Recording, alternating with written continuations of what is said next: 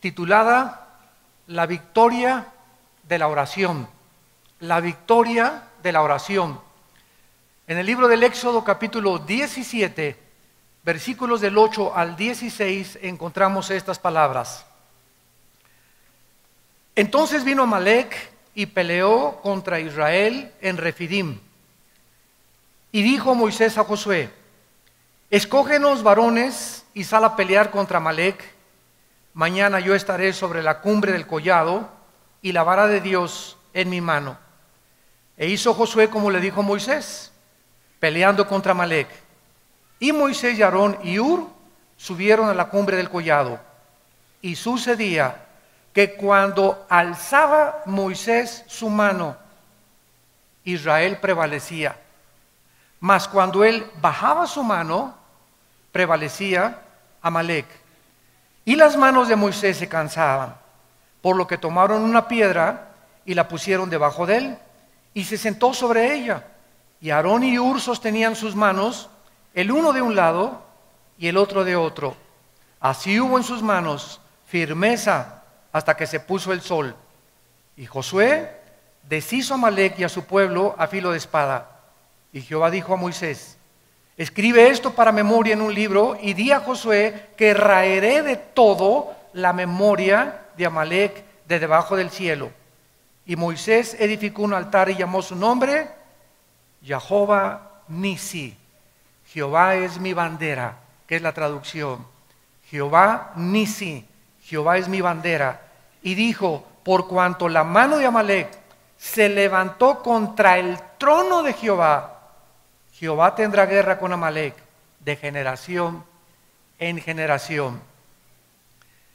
En esta conferencia que vamos a desarrollar en esta mañana, vamos a encontrar los secretos, podría yo decirlo con toda claridad y con toda seguridad, más grandes de la vida cristiana. ¿De qué manera respondes tú cuando tienes un problema o una crisis severa? Porque no es hasta que el problema viene a nuestras vidas cuando sabemos de qué calibre estamos hechos. No es hasta que enfrentas la tragedia, hasta que te das cuenta si tu fe es una fe bíblica.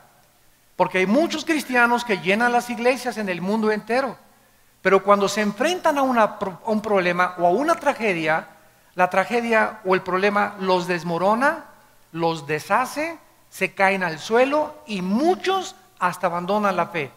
¿Qué pasó? ¿Estas personas tenían fe? ¿Eran realmente cristianas? ¿Tenían la fe bíblica? ¿O simplemente eran creyentes religiosos de las iglesias, de las cuales las iglesias abundan esta clase de personas? No es hasta que la fe es probada a través de los problemas, las tragedias y las tribulaciones que nos damos cuenta si la fe que profesamos es verdaderamente la fe que salva. Cuando tú tienes un problema o enfrentas una crisis, ¿te enojas? ¿O eres de las personas que avientas todas las cosas desesperados en tu casa y comienzas a gritar: cállense, nadie se me acerque, porque te salió el hombre Hulk por dentro? ¿O recurrimos algunas personas a anestésicos, como en las películas, que tienen un problema, una crisis, y se preparan su copa de whisky o su copa de tequila para mitigar el dolor, para calmar la ansiedad, o un toque de marihuana, o un pericazo de cocaína, etcétera, etcétera? ¿O eres una persona que cuando enfrenta la crisis y el problema, no recurres a ninguna de estas cosas, no te exaltas, simplemente caes de rodillas y lloras y en angustia derramas tu corazón delante de Dios? Dios mío, pasó esto, pasó aquello, y aquí no me voy a levantar hasta que yo tenga paz y me llenes de tu espíritu y la tranquilidad que Dios me da, que esto que me está pasando es para mi bien. Ahorita no entiendo por qué pasó este problema, pero sé por fe que es para mi bien, Señor, porque tú tienes un plan perfecto para mi vida, y si tú diste tu vida por mí, ¿cómo no me darás todas las cosas?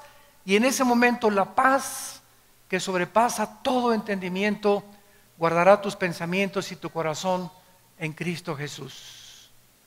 ¿Has experimentado este poder de Dios ya en tu vida?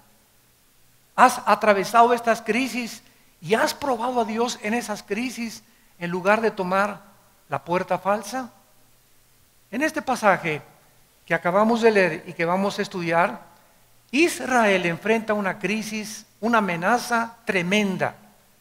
Pero lo interesante de estos versículos que acabamos de leer es que el Espíritu Santo no se enfoca tanto en la guerra que los amenazaba, en el ataque de esta tribu nómada de los amalecitas, sino que el Espíritu Santo se enfoca y en medio de este pasaje nos da el secreto para vencer cualquier problema o crisis que nos amenace, y el secreto es la oración.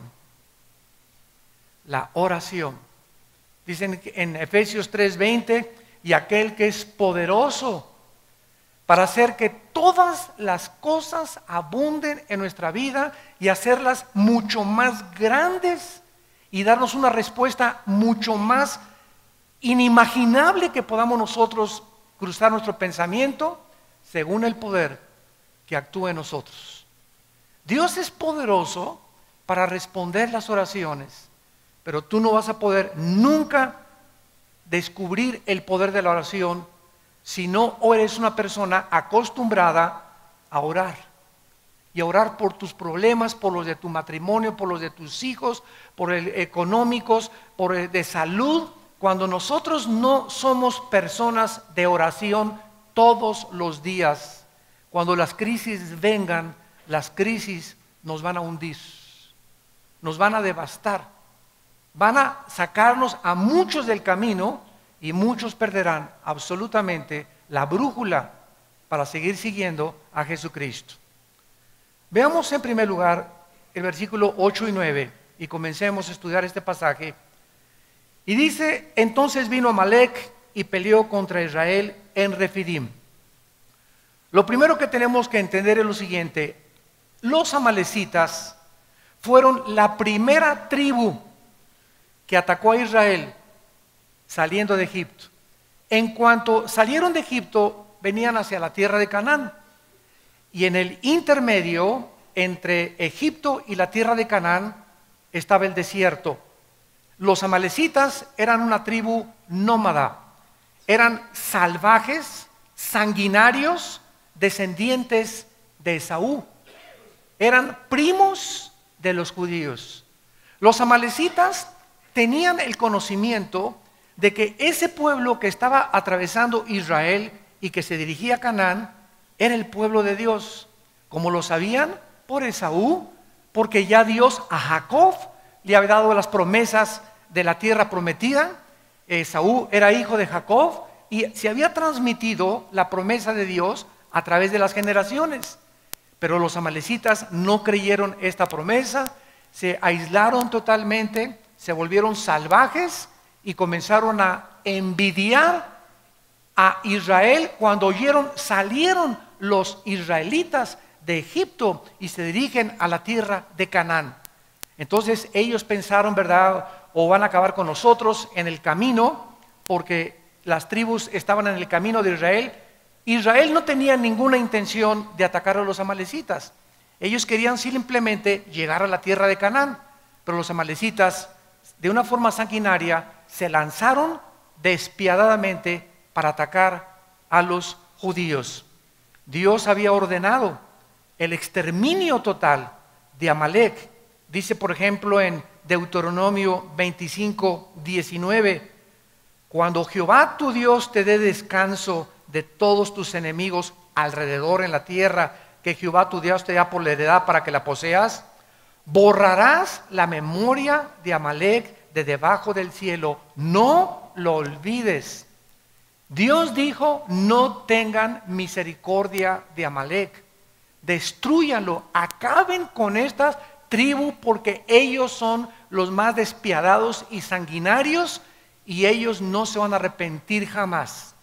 Ahora bien, vemos que el rey Saúl más adelante fue destituido del trono de Israel. ¿Por qué? Porque cuando Dios le ordenó destruir al rey amalecita, lo perdonó. Y perdonó al ganado, y eso, dice Samuel, le costó en 1 Samuel capítulo 15 al 17, el trono y todo el gobierno al rey Saúl. ¿Quién fue el que acabó con los amalecitas? El rey David.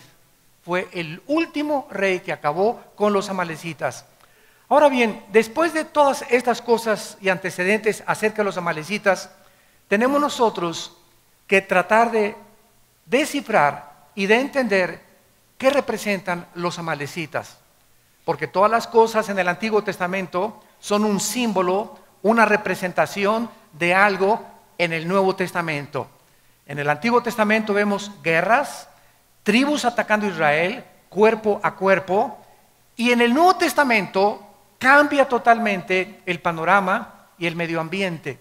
Y dice Efesios 6:12, ahora los cristianos ya no tenemos lucha cuerpo a cuerpo contra nadie. Ya no tenemos lucha contra sangre ni contra carne.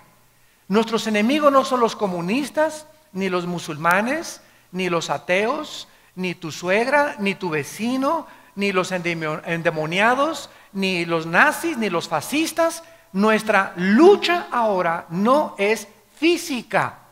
Tenemos que entender los cristianos que ahora estamos luchando contra potestades espirituales, contra gobernantes que controlan el espacio, los gobiernos y las mentes de las personas, contra gobernadores de las tinieblas, contra huestes, ejércitos, pero de millones de criaturas que Cristo les llamó demonios.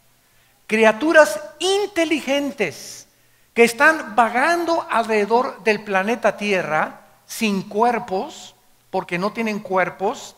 Hay una historia, ¿verdad?, por qué perdieron los cuerpos en el mundo preadámico, pero estos demonios tratan de entrar a cuerpos humanos para controlar tus pensamientos, la forma como tú ves la vida, para especialmente atormentarnos. Satanás es el maestro en el arte de la tortura china.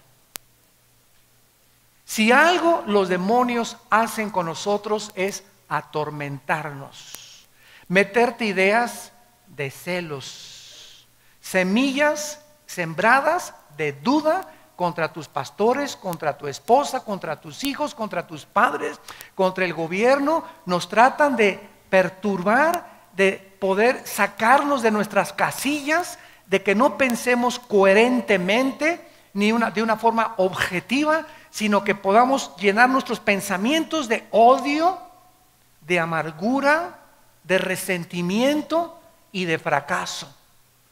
Te atormentan y te dicen: tú no vas a salir de perico perro, tú nunca vas a progresar, nunca te vas a volver a casar. Todas las mujeres son iguales, todos los hombres son iguales, todos los gobiernos son iguales, y las iglesias son una bola de hipócritas, esto y el otro. No le creas a nadie. Y el mundo está gobernado, ustedes lo saben, por el odio. Si hay un espíritu ahorita en el mundo, es un espíritu de odio y de violencia, porque esta es la razón por la cual Satanás está atacando a los seres humanos, para que entre nosotros nos ataquemos unos a otros. Y este espíritu está en las iglesias, y ahora lo vemos, y yo lo veo en mis constantes viajes, ¿verdad? Presbiterianos contra bautistas, pentecostales contra nazarenos, nazarenos contra arminianos, arminianos contra calvinistas. Y aunque haya diversidad de doctrinas en el cuerpo de Cristo, porque no todos tenemos toda la verdad, nos debemos amar, nos debemos de soportar y tolerar. Ahí me encanta en los debates que tengo en la televisión, debatir con ateos, con comunistas o con hermanos en la fe, sobre que la salvación se pierde, que no se pierde, que los demonios, que esto y el otro, pero no con el afán de demostrar: pues yo sé más que tú, ¿verdad?, sino con el afán de sacar más la verdad y poder escudriñar, investigar. Y es preciosa meternos a la Biblia y darnos cuenta que muchas cosas que sabemos no las sabemos como las deberíamos de saber. Entonces, cuando tenemos esa mentalidad, ¿verdad?, de no de competencia, sino de que somos un cuerpo y no importa que tú seas bautista o Asambleas de Dios o Calacuaya o Amistad Cristiana o Vida Nueva, somos hermanos en Jesucristo y debemos amarnos y soportarnos y no competir entre nosotros, ni agredirnos, ni atacarnos los unos a los otros, que es lo que el diablo quiere hacer. Casa dividida no puede permanecer. ¿Qué representan los amalecitas? De acuerdo a la mayoría de los teólogos en el mundo, los amalecitas representan, o Amalek, la carne. No a Satanás, la carne. ¿Qué quiero decir con esto? El más grande enemigo que tú tienes y que yo tengo, no es Satanás. Está dentro de mí, está dentro de ti. El más grande enemigo que tenemos nosotros está dentro de nosotros. Escúchenme bien. Y si ese enemigo que está dentro de mí y dentro de ti, yo no lo conquisto, esas pasiones lujuriosas, sexuales, de venganza, de amargura, de odio, de resentimiento, de envidia, de avaricia, si no conquisto dentro de mí estas pasiones, no puedo conquistar a nadie. Porque vamos a conquistarnos primero a nosotros para poder gobernar. Yo no puedo gobernar si antes yo mismo soy presa y esclavo de mi propia carne dentro de mí. En Filipenses 3 el apóstol Pablo escribió, porque no somos de los que confiamos en la carne. Y cuando hablamos de la carne estamos hablando de esa antigua naturaleza adámica, caída, que aun cuando somos cristianos, está dentro de nosotros. Los cristianos no somos diferentes a los no cristianos, más que somos hombres perdonados, nada más. Pero los cristianos, igual que los no cristianos, seguimos teniendo pasiones, seguimos teniendo envidias, seguimos teniendo pleitos, seguimos teniendo las obras de la carne. ¿Por qué? Porque estamos en proceso de ir venciendo una por una a través de la santificación. Y por eso muchos no cristianos se espantan cuando ven muchos de nosotros. Pleitos entre los hermanos y envidias entre los hermanos. Y lo primero que dicen, ¿qué es? Pues no, que son cristianos. Pues sí, pero contéstale, pero no soy querubín.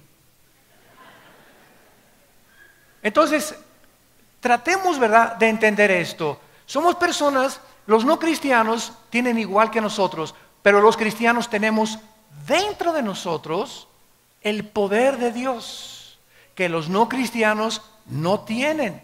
El poder de Dios para vencernos a nosotros mismos. Dice en Santiago 4, resiste a Satanás y entonces él huirá de ti. Y más adelante dice, ¿verdad? Dios resiste a los soberbios y le da gracia a los humildes. Entonces fíjate lo que dice Santiago 4. Si yo quiero resistir a Satanás, no tengo que atacarlo y en el nombre te vengo a echar y por aquí por allá, menos que haya un endemoniado, pero no luchar así, que se han juntado cristianos, hasta el Popocatépetl fueron a sacar demonios al Popocatépetl, ¿no? Y para que ya no eruptara y bueno, tantas cosas que hacemos, ¿verdad? Tan locas. En lugar de eso, dice la Biblia que la forma en la que yo impido que Satanás entre a mi vida, en la forma en la que yo impido que Satanás me ataque, es siendo humilde. Dios da gracia a los humildes, resiste a los soberbios. Y nosotros resistimos a Satanás y confiamos en Dios. Entonces, para que podamos nosotros resistir a Satanás, tenemos que ser humildes. Y de eso se trata el estudio que vamos a desarrollar a continuación. Vamos a ver, en primer lugar, tres cosas importantes en este ataque de los amalecitas. Número uno, este ataque que le lanzaron a Israel fue cruel y salvaje. Dice Deuteronomio capítulo 25. Fue un ataque cruel y salvaje. ¿A quiénes creen que atacaron los amalecitas? Atacaron a los que iban hasta atrás de la marcha de Israel, a los enfermos, a los cansados, a los lisiados, a los desganados, a los amargados, a los desilusionados. A esos fueron a los primeros que atacaron. Dice Deuteronomio 25, versículo 17. Acuérdate de lo que hizo Amalec contigo en el camino cuando salías de Egipto. Escucha, de cómo te salió al encuentro en el camino y te desbarató. ¿Qué cosa? Él nos ataca por detrás. El diablo es un cobarde y sabe que dentro de nosotros tenemos este enemigo. Y este enemigo que tenemos dentro, que es la carne, es bien traicionera. Y si un pastor o un cristiano está cansado y no descansa y no ha tomado vacaciones y no se fortalece, contra ellos viene el ataque. Pero el cristiano que tiene comunión con Dios diario, que está leyendo la Biblia diario, que está analizando su vida todos los días, está fortalecido en el espíritu y la carne comienza a debilitarse. Y Satanás no tiene entrada a mi vida si mi carne yo la debilito espiritualmente y me fortalezco espiritualmente. Pero si yo comienzo a no darle de comer a la carne y alimento mi espíritu, entonces Satanás, Cristo dijo, el diablo no tiene parte en mí. ¿Por qué? Porque Cristo no tenía la naturaleza pecaminosa. El diablo no podía encontrar ninguna avenida, ninguna entrada, ni en su mente, ni en sus oídos, ni en ningún lado donde lo pudiera atacar. ¿Dónde lo atacó Satanás? Tratando de que Cristo se independizara de su Padre y comenzara a tomar decisiones sin la voluntad de su Padre. Dile a esas piedras que se conviertan en pan. Pero no era la voluntad del Padre que se convirtieran en pan. Y si Cristo lo hubiera hecho, que esas piedras se hagan tortas de jamón o cubanas, ¿verdad? En ese momento no era pecado, porque no es pecado comer. El pecado consistía en que el diablo lo quería hacer actuar independientemente del Padre. Una esposa es maltratada por su esposo y la carne te dice, ¿verdad? Agarra la charola, el sartén y dale un charolazo sartenazo por afuera. Ahí está la carne, el enemigo entre nosotros. La Biblia me dice lo contrario. Ora por él y perdónalo. ¿Qué camino escojo? El camino de Dios. Yo lo perdono en el nombre de Jesús, aunque tenga ganas de ahorcarlo. Y cuando tomo esta decisión, viene el poder de Dios y Satanás no me puede atacar. Alguien te hizo alguien te robó, me quiero vengar y le voy a hacer esto y el otro. Si tomas el camino de la carne, pierdes. Mi esposo me traicionó, pues yo también me voy con otro. O me voy con otra. Si siempre que escogemos la carne, vamos a perder la batalla. Y cuando escogemos el camino de Dios, aunque parece que es más difícil, es el más bendecido. Porque Dios honra a los que le honran. ¿Me van siguiendo? Dice en Deuteronomio 25, 18, cómo te salió por detrás, te desbarató la retaguardia de todos los débiles que iban detrás de ti. Cuando tú estabas cansado y trabajado y no hubo ningún temor de Dios. La carne es débil, débil, débil, débil. Marcos 14, 38. Orad porque el espíritu está presto, pero la carne es débil. Esta es la razón por la cual ustedes jóvenes que tienen un noviazgo, cuando sabes que tu enemigo está dentro, y ayer fuiste a una reunión de jóvenes y hablaste en lenguas y viste al arcángel Gabriel que se te apareció y te levantaste, hasta te levitaste del suelo y ya crees que eres querubín, ya eres especial en la iglesia, y al otro día te vas con tu novio a Chapultepec y él está débil en la carne y tú esa mañana, ayer estuviste muy fuerte y ayer tuviste experiencias espirituales maravillosas, pero todos los días amanecemos totalmente sin baterías.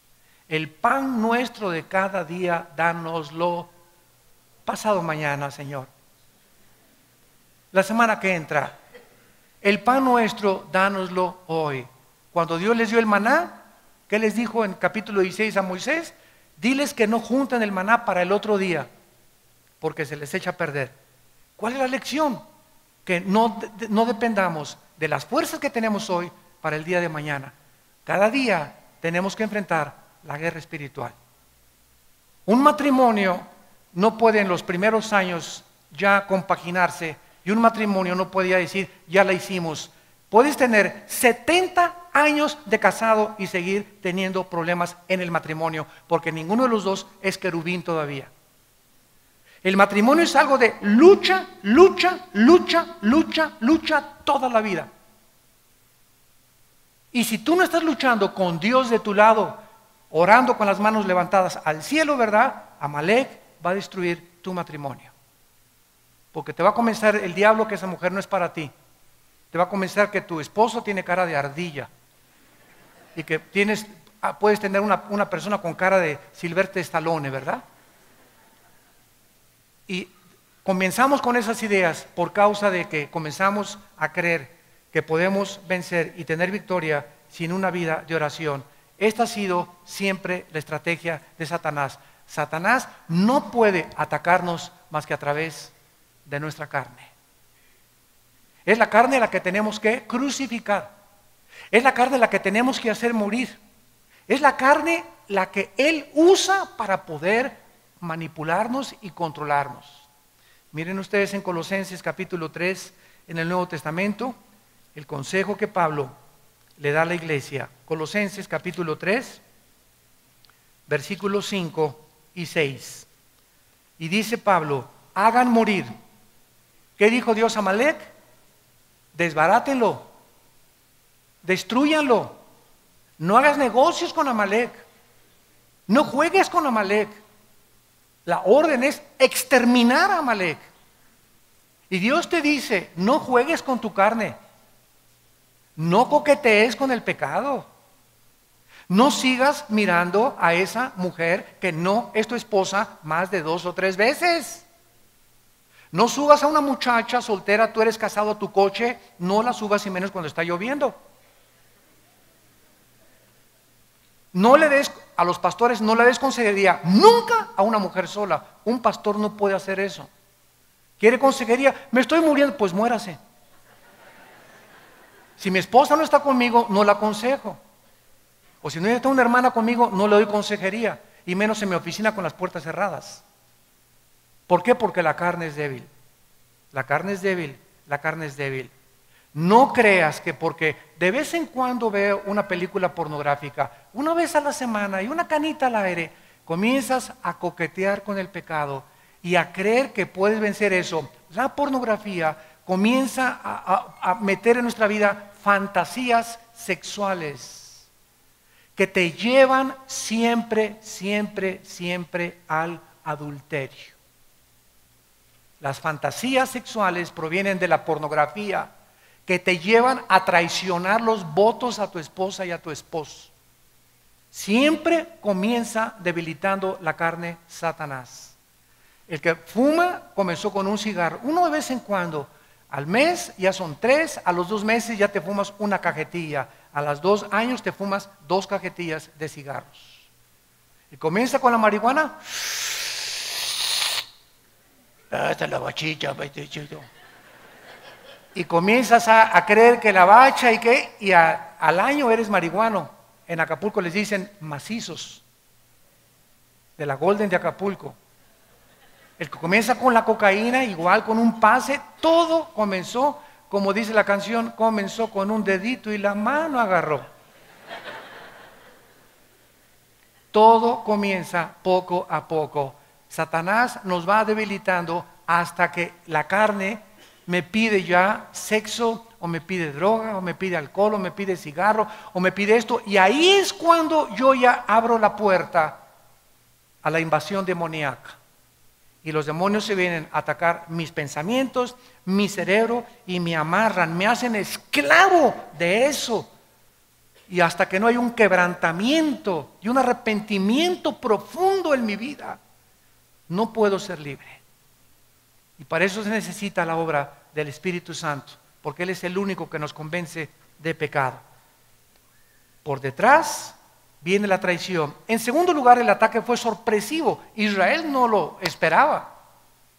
Dice en 1 de Pedro 5:8, velad y orad porque vuestro enemigo el diablo está como león rugiente, pero rugiendo, buscando a ver qué hermanito está en la retaguardia. ¿Quién tiene ya 2 o 3 días que no ora? ¿Quién por ahí no trae su Biblia ya a la iglesia? Ya la Biblia ni les importa. A ver, esos hermanitos que ven en la noche, repórtenme por favor, les dice a los demonios, ¿quiénes de los que se dicen cristianos ven pornografía? Pásenme la lista, apunten y váyanse, manden un batallón contra esa casa y ataquen esa mente de esa persona. Anda buscando como león rugiente. A ver, ¿quién de los hermanitos es tranza? ¿Quién no ha pagado sus deudas? Pero se persina y dice que él es cristiano y tiene deudas por acá y deudas por allá y ni siquiera abona para las deudas. ¿Quién se iba a cassettes y libros de librería sin pagar? Búscame esos hermanitos y Satanás comienza a tratar de devorarte. Él no viene a lastimarte, viene a acabar contigo.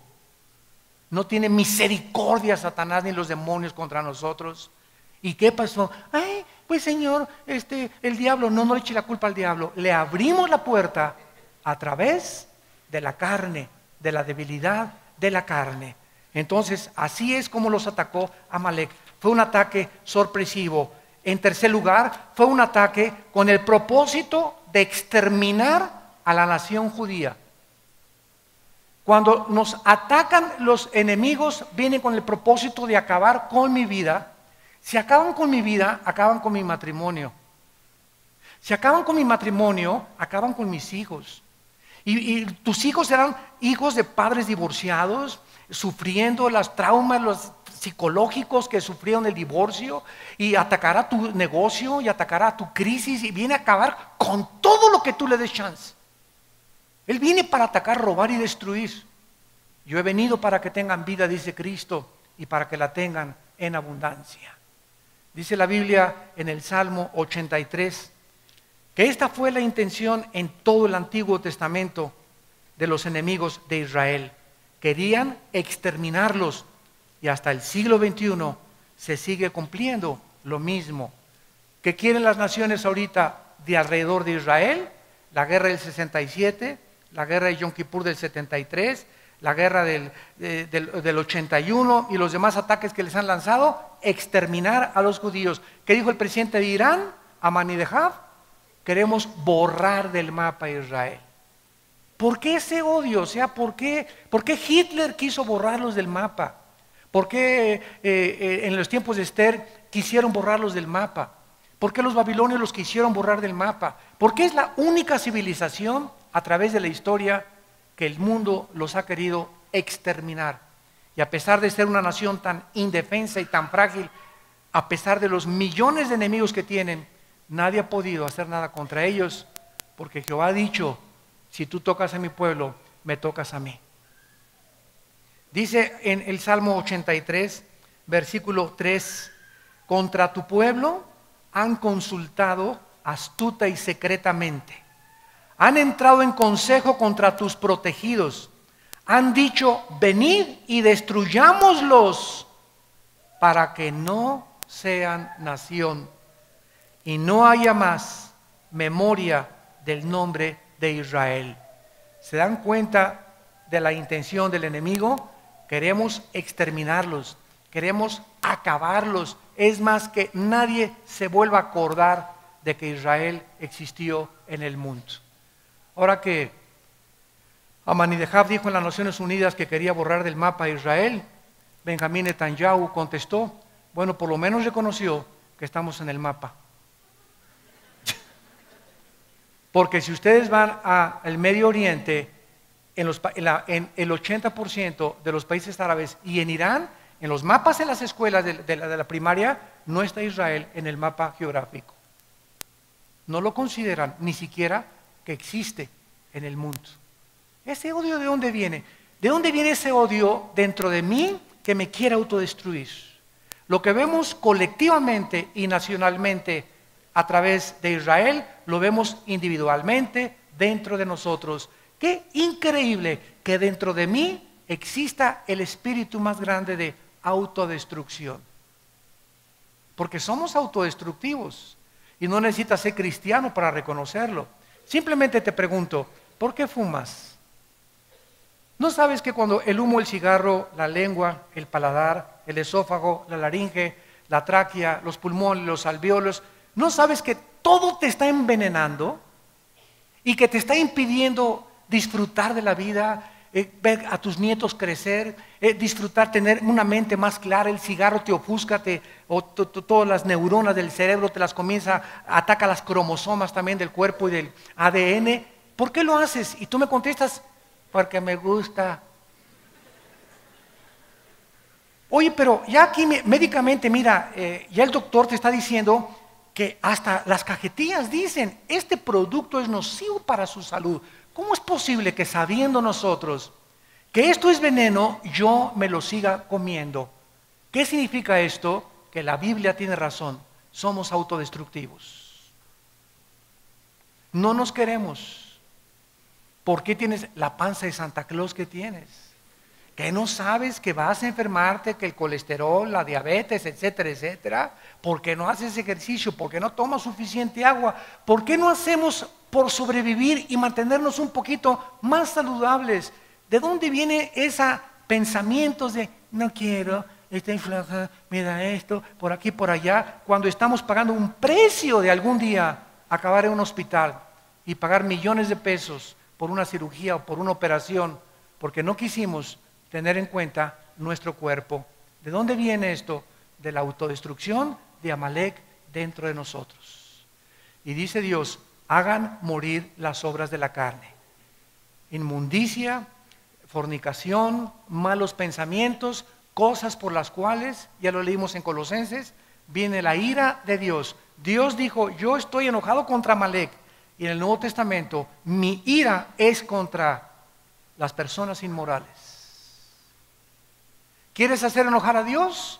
A través de la inmoralidad lo haces enojar y te va como en feria, no sabes el precio que vas a pagar. ¿Por qué? Porque va a destruir tu vida. La pornografía es como una termita que se mete entre nosotros y nos deshace moralmente. Hace poco acaban de entrevistar a un candidato a la presidencia y reconoce que ha tenido amantes. Y se ve con una naturalidad tremenda, ¿verdad? Los políticos en Estados Unidos, por todos lados. Divorcia el mundo, la moral, de las obras que ellos hicieron. Es que este hombre hizo esto, hizo puentes, hizo construcciones, y pues sus canitas al aire, ¿verdad? Todos los tienen. Y golpeó a la mujer, no hay ningún problema. Y divorciamos el carácter de lo que es la persona ante la sociedad. ¿Saben ustedes que ahorita en el mundo la palabra resultados ya se introdujo al cristianismo? Y dicen los cristianos, tuvimos muy buenos resultados en esta campaña. Y saben una cosa, la palabra resultados no existe en la Biblia. Una máquina produce resultados, una computadora produce resultados, un robot produce resultados, pero un organismo vivo produce fruto. Solamente los organismos vivos producen fruto. Entonces nosotros no estamos para producir resultados, sino fruto. Apocalipsis 2, del 1 al 4. Mira la iglesia de Éfeso. Yo sé que eres celoso y repartes folletos y das tu diezmo y vas a la iglesia y cantas aleluya y vas a la misa de 7 de la mañana y te bautizas y esto es el otro, bla, bla, bla. Y ninguno de estos resultados los quiero porque tengo contra ti que no amas a nadie. Has perdido tu primer amor. Entonces vemos que muchos políticos, muchos cristianos tienen resultados. Hicieron una iglesia grande, o políticos hicieron obras grandes, todo, ¿verdad? Resultados, resultados. Y Dios no busca lo que hacemos, sino lo que somos. Lo que somos. El carácter de tu vida es lo que le interesa a Dios. Lo vamos a ver en la segunda conferencia que voy a hablar sobre la Juan 15, la vid y los pámpanos. Ahora veamos, regresamos a nuestro pasaje en penúltimo lugar y vemos el meollo de lo que queremos estudiar. Moisés le dice a Josué, y en ese tiempo Josué era joven, pero muy bien entrenado, para que Moisés le haya dicho: hazte cargo de la lucha contra Amalek y dirige tú las tropas, es porque Josué ya era un joven entrenado en el cual Moisés confiaba. Pero vean esto maravilloso. Le dice: ve y pelea con Amalek. Mientras tú estás peleando ahí en el campo de batalla, Josué, yo voy a subir a la colina, a un montecito. Y allá en el montecito, ¿verdad? Voy a subir con la vara de Dios. La vara de Dios representaba el poder de Dios. Y de una forma increíble y profunda, dice la Biblia en el versículo 10, entonces Josué, como le dijo Moisés, peleando contra Amalek, y Moisés, Aarón y Hur, tres personas subieron a un monte, al cumbre del collado. Y sucedía que cuando alzaba Moisés la mano, Israel iba ganando la guerra. Mas cuando Moisés bajaba la mano, Israel comenzaba a perder la guerra. ¿Qué es lo que Dios nos está enseñando a través de este retrato espiritual? Que lo que sucede en el mundo no se gana a través de la fuerza, ni del poder militar, ni de la economía, ni de tus recursos financieros. Lo que sucede en el mundo y lo que determina la victoria en tu familia, en la ciudad, en la política, en una nación, es algo que repercute en el cielo. La pelea no es aquí abajo, la guerra es aquí arriba. Es arriba, en las regiones celestiales, donde nosotros tenemos que pelear para que las cosas de aquí abajo funcionen. Santa Virgen de la Macarena. Nuestra guerra es espiritual. Y si usamos las armas carnales y terrenales, el enojo, la venganza, con mi dinero, mis influencias, ya mi compadre o el próximo gobierno lo van a hacer senador, y confías que tu compadre, cuando lo hagan senador, va a mejorar tus finanzas. En ese momento Dios está viendo que estás quitando tus ojos de Él y que estás creyendo que es tu compadre el que van a poner. Puedes depender y mejorar tu sueldo o mejorar tu posición. En ese momento cambias a Dios en imagen de semejanza de hombre corruptible. Y ya no puedes repetir con el Salmo 121, ¿de dónde vendrá mi socorro? De mi compadre que lo van a hacer senador. ¿De dónde vendrá mi socorro? De mis influencias que tengo, de mis amistades que me estoy logrando, de lo que estoy transando, de la forma como estoy avanzando en la vida. Y en ese momento hemos abandonado totalmente el concepto de que es aquí arriba donde yo puedo garantizar aquí abajo mi dependencia, mi permanencia y mi seguridad económica también. No inviertas aquí ahorita el mundo, ¿verdad? Vamos a comprar oro, vamos a comprar plata. Ahorita en Estados Unidos, ves en el periódico así, páginas enteras, compramos oro y metales. Porque es en lo único en lo que el mundo está confiando ahorita que no se va a devaluar: el oro y los metales preciosos, las joyas, etcétera, etcétera. Y los cristianos digo, ¿dónde podemos invertir el dinero? ¿Y qué nos dice Dios? El mundo nos dice, invierte aquí, invierte en el banco. Pero tenemos a Dios que nos dice, no inviertas donde el orín y la polilla corrompen. La bolsa de valores puede caer, el dólar puede caer, y de la noche a la mañana, Juan Camaney, te vas hasta el suelo, porque yo deshago como polilla lo que más aprecias tú. Invierte en mi reino y jamás te faltará nada. Siembra donde el orín y la polilla no corrompen. ¿Ven el cambio de valores? El mundo te dice aquí y Dios te dice acá. ¿En dónde están tus valores? ¿En la tierra o en el cielo? Busca mi reino arriba. Busquen a Cristo arriba. Buscar las cosas donde hemos resucitado arriba, porque ahí están las bendiciones. Los he bendecido, Efesios 1:3, con toda bendición espiritual en las regiones celestes. Nuestras bendiciones están ahí arriba, nuestro banco está ahí arriba. Quiero bajar y tener provisión para poder invertir aquí. Le tengo que pedir a Dios, tener comunión con Dios a través de la oración, hacer contacto con Dios a través de la oración, y en el banco de Dios Él lo abre, y abriré las ventanas y las derramaré sobre ustedes hasta que abunde la bendición, dice el Señor. Porque has puesto tu confianza en Jehová. yo también te libraré. Te pondré en alto y te mostraré mi salvación. ¿Dónde tenemos nuestro corazón?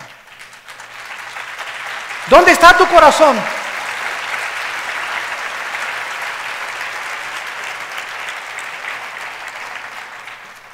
Dice en Proverbios capítulo 21, Proverbios capítulo 21.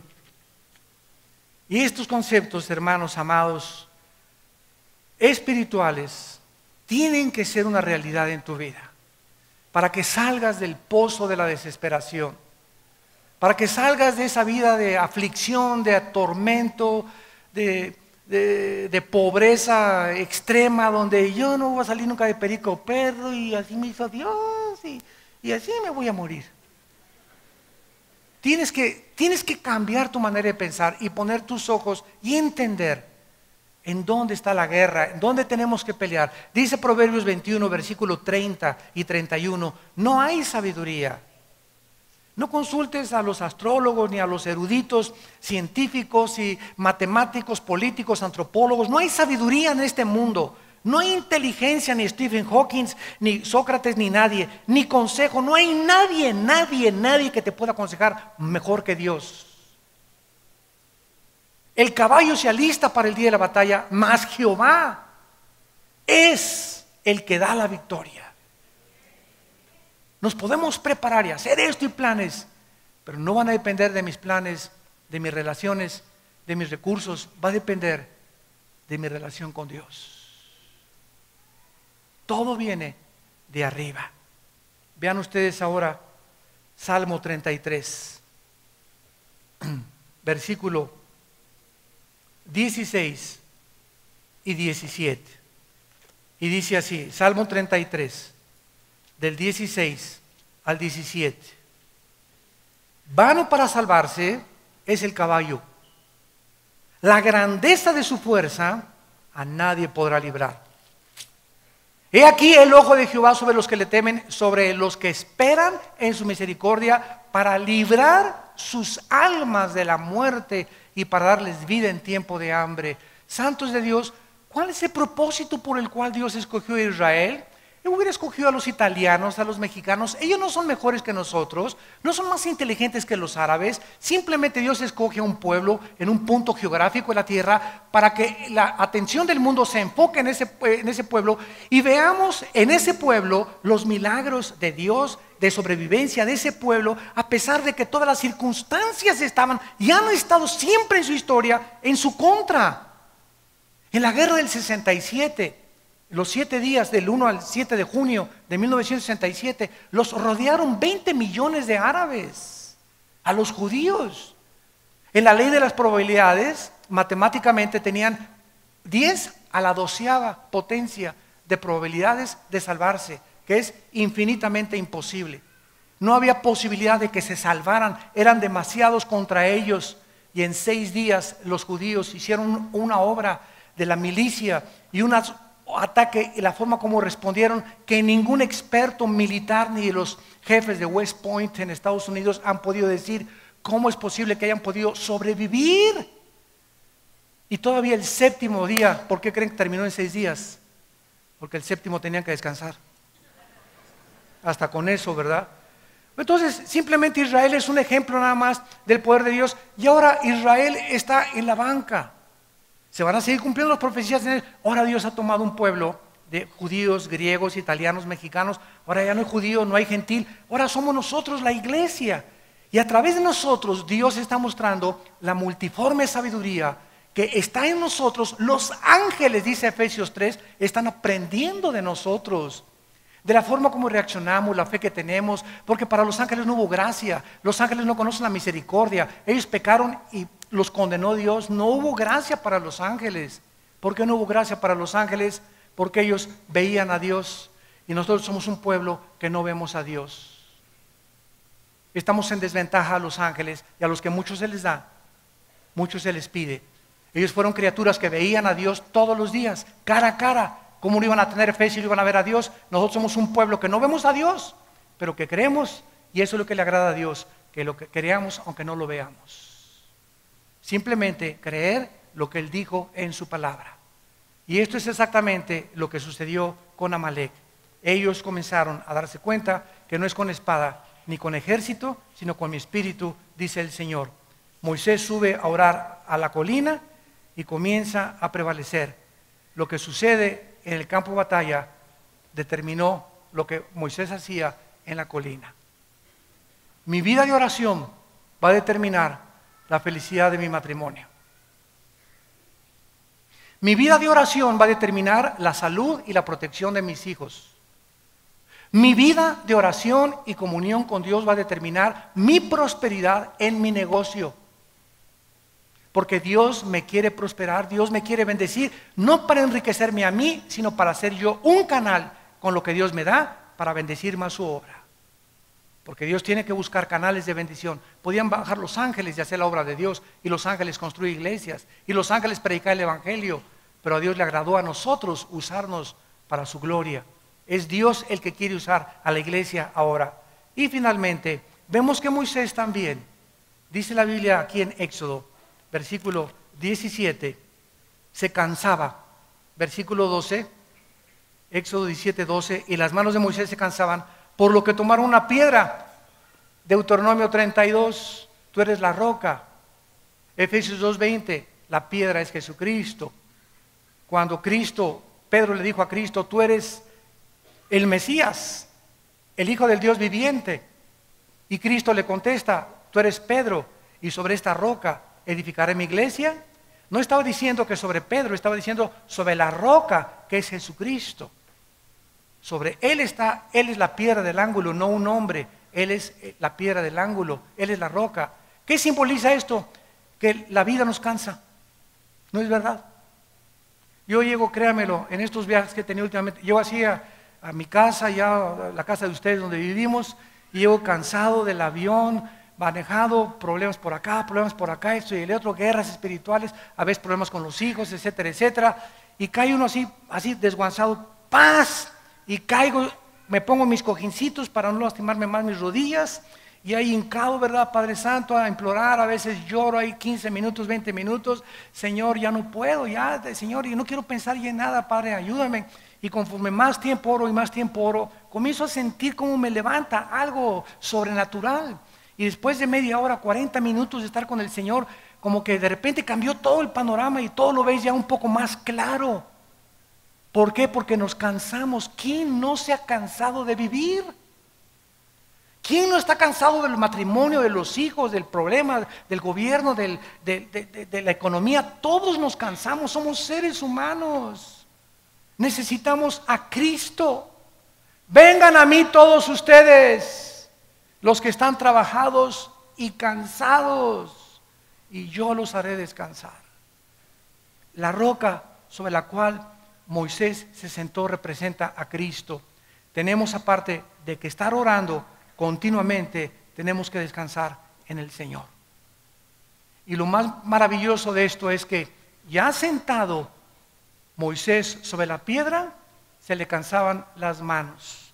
Ya descansaba el cuerpo, se le cansaban las manos. Y dice la Biblia, entonces en Éxodo, y Aarón y Hur, versículo 12, sostenían sus manos de un lado y del otro, así hubo firmeza hasta que se puso el sol. En segundo lugar, nosotros necesitamos en la oración tener compañeros. No podemos orar solos. Dichosos ustedes los que se ponen de acuerdo con alguien. Oye, pues estoy orando por mi familia, ¿me ayudas a orar por mi familia una vez a la semana, Juanita? Fíjate que tengo un hijo que se nos fue de la casa. ¿Cuántos de ustedes vienen aquí? Tenemos un buzón de oración. Hermano, veo ahorita que acabo el servicio, una cola. Hermano, ¿me echa su bendicioncita? ¿Me echa agua bendita? Al ratito me van a decir eso. ¿Me echa tantita agua bendita? Hermano, ore por mí. Y muchos de ustedes creen que el pastor, en el nombre de Jesús, oro por ti y ¡pum! Ya tus problemas se van a solucionar. ¿Sabes una cosa? Que no es mágico. No es mágico. No es la vara de Aladino. Claro que oro por ti, pero no va a solucionar eso tus problemas. Tú tienes que tener alguien, un amigo, una amiga, que esté continuamente orando contigo y por tu familia. ¿Lo tienes tú? ¿Tienes esos amigos, compañeros, escuderos de oración? Cada vez que tenemos un desayuno nosotros, ahorita hay como 15 personas, ahorita orando por este mensaje. que están detrás ahorita orando por mí, Padre, sosténlo, fortalécelo, dale memoria, dale salud, dale claridad en sus pensamientos, porque si no tengo gente orando por mí, no puedo luchar yo solo. Somos un cuerpo y nos necesitamos unos a otros. Y terminamos con 3 expresiones de la oración. ¿Qué es la oración? ¿Qué expresa la oración? 3 cosas, apúntenlas. Número 1, humildad. Te necesito. ¿Qué haces cuando vienes a orar? Estás demostrándole a Dios, te necesito. Demostramos al hincarnos que dependemos de Él. ¿Qué es la humildad? No es, hermanito, ¿cómo estás? ¿Verdad? Y con sombrerito, todo así, el cuello roto, y una persona muy humilde. Eso no es humildad, ¿verdad? Eso es pobreza, eso es... La humildad de la Biblia es la dependencia de Dios. Si tienes 3 o 4 días sin orar y no leer la Biblia, eres una persona orgullosa, porque le estás diciendo a Dios, no te necesito más que el domingo. El viernes hay reunión de oración, Señor. De lunes a martes déjame, ¿verdad? No te necesito. El miércoles voy a la reunión de oración. Pero cuando oramos estamos demostrando, en primer lugar, humildad. Cristo dijo en Juan 15:4, separados de mí, nada podéis hacer. En segundo lugar, demuestra fe. ¿Qué es la fe? Confianza. Es necesario que el que se acerca a Dios crea que le hay. Estoy confiando, Señor, en que por eso vengo a orar. Vengo a orar, Señor, porque te reconozco que te necesito y porque confío que tú eres el único que me puedes ayudar. No el pastor, no la comadre, no mi mamá, no mi suegra. Tú eres el único que me puedes ayudar. Y en tercer lugar, amor. Señor, vengo a orar porque te amo. Porque te quiero. Porque amo tu presencia. Como el siervo clama por las aguas, así clama mi alma por ti, oh Dios. Mi alma tiene, oh sed de ti, Señor. Te amo, te necesito, Padre. No encuentro fuerzas más que en ti, Padre Santo. En tu presencia y plenitud de gozo. Tú estás demostrando humildad, confianza y amor cuando vienes a orar. ¿No quisieras convertirte de aquí en adelante en un guerrero de oración? Oremos. Padre, gracias por tu palabra.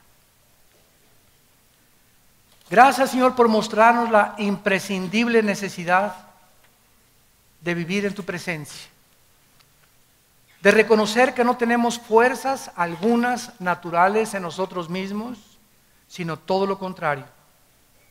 Amalek vive dentro de nosotros y es traicionero y es sorpresivo, y cuando menos lo esperamos caemos en tentaciones que hunden a los hombres en destrucción y perdición.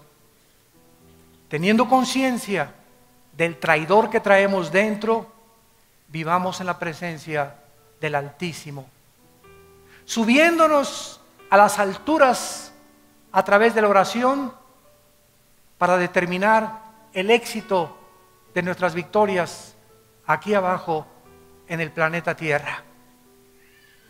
Pongamos las cosas y los ojos en las cosas de arriba, donde nuestra vida resucitada está juntamente con Cristo.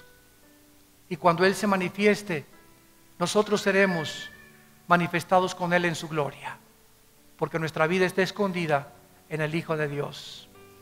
En esta mañana, entrégale tu vida a Cristo. Si eres cristiano, dile: Señor, perdona mi vida de oración. He sido un flojo. No he vivido esa vida de oración que tú me has pedido. He sido negligente. Tengo una vida de oración tan superficial, Señor. Y ahora entiendo por qué no tengo victoria. Ahora entiendo por qué no tengo autoridad. Ahora entiendo por qué los problemas siento que me ahogan. Porque estoy viviendo en mis propias fuerzas y no he entendido que separado de ti nada puedo hacer.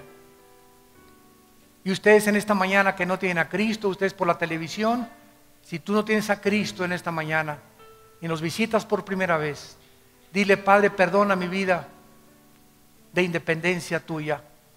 Ahora creo que necesito vivir cerca de ti, que mi alma te necesita, y te invito a que entres a mi vida, Señor Jesucristo, porque creo que en la cruz pagaste con tu sangre por mis pecados, que a los 3 días resucitaste de los muertos y que tienes el poder de transformar mi vida a tu imagen y semejanza otra vez. En el nombre de Jesús. Amén.